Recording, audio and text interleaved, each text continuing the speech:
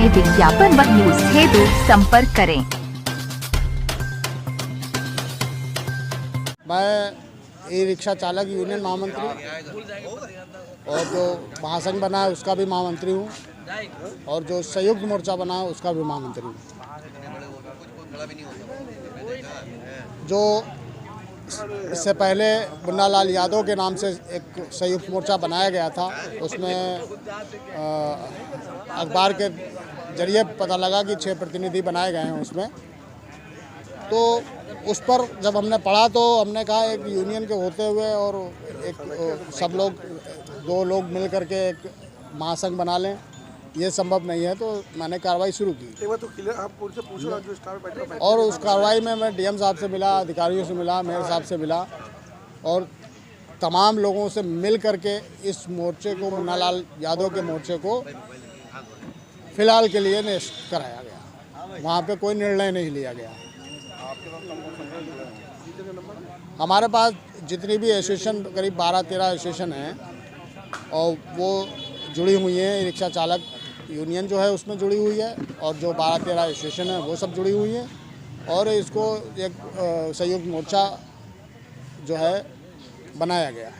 चालकों को कुछ मांगे रहती क्या समस्या है इसके लिए आप? चालकों की समस्याएं 10 साल से सरकार उस पर ध्यान नहीं दे रही है।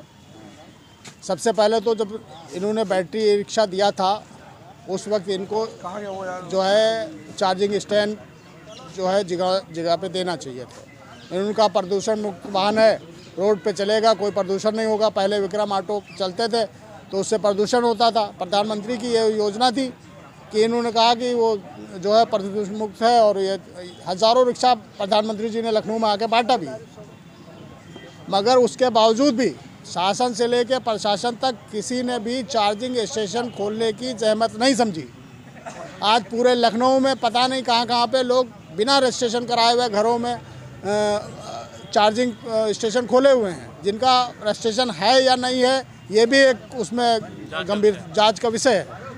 तो हम लोगों को यही कहना है कि आप जो है, सबसे बड़ी बात यह कि पानी व्यवस्था कहीं रिक्शा चालकों के लिए कोई समस्या पानी है ये है नहीं है। शौचालय की समस्या सबसे बड़ी है वाहन चालकों के लिए। पिकअप स्टैंड आपने 10 साल हो रहे हैं, कहीं कोई नियुक्त नहीं किया, उनके खड़े होने की सुविधा कहीं आपने नहीं दी। इन सब तमाम चीज़ों पे और जो रोड पे इनके ऊपर अत्याचार हो रहा है, इनसे मारपीट की जाती है, इनसे गाली गलौज किया जाता है और ये बहुत दुखी मन से अपनी रोजी रोटी कमाते हैं। इनके हौसले को बढ़ाने के लिए, इनकी इमेज, इनकी इज्जत को बढ़ाने के लिए ये संयुक्त मोर्चा बनाया गया है। इस पे हम लोग सब मिलकर के काम करेंगे और पूरी तरीके से सरकार प्रशासन से इन सब चीज़ों की मांग रखेंगे। अगर वो मानेंगे ठीक है, नहीं तो फिर हम लोग एक रणनीति तौर पे आंदोलन की तैयारी करेंगे। रूट जो निर्धारित कर दिए गए हैं, बस अड्डों पे भी कई जगह एंट्री बैन है, एयरपोर्ट की साइड भी कुछ बैन है।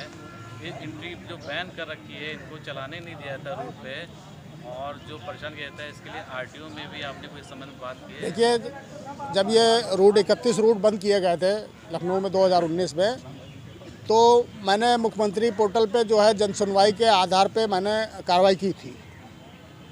तो कार्रवाई में उसका निष्कर्ष हर थाने से, हर सीओ से मेरी बातचीत हुई, उन्होंने बुला करके और सबने ये लिखित दिया। हमारे पास बहुत बड़ा पुलंदा रखा हुआ है उन कागज़ों का कि कहीं पे कोई हमने रूट बंद नहीं किए हैं, आप चला सकते हैं, हम उसको पकड़ेंगे नहीं। मगर कुछ जनता या मीडिया या जो भी उसके प्रचार से लोग भयभीत हुए। होर्डिंग लगे भाई साहब, होर्डिंग लगे थे, सब उतार दिए गए थे। 19 में जब उन्होंने पूरी जनसुनवाई चली थी, सारे बोर्ड उतर गए थे, सब कहीं चल रहे थे।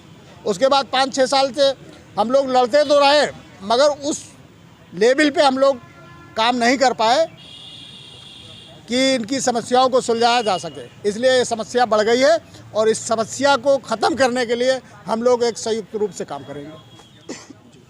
जो आज जो प्रेस वार्ता हुई क्या था खास?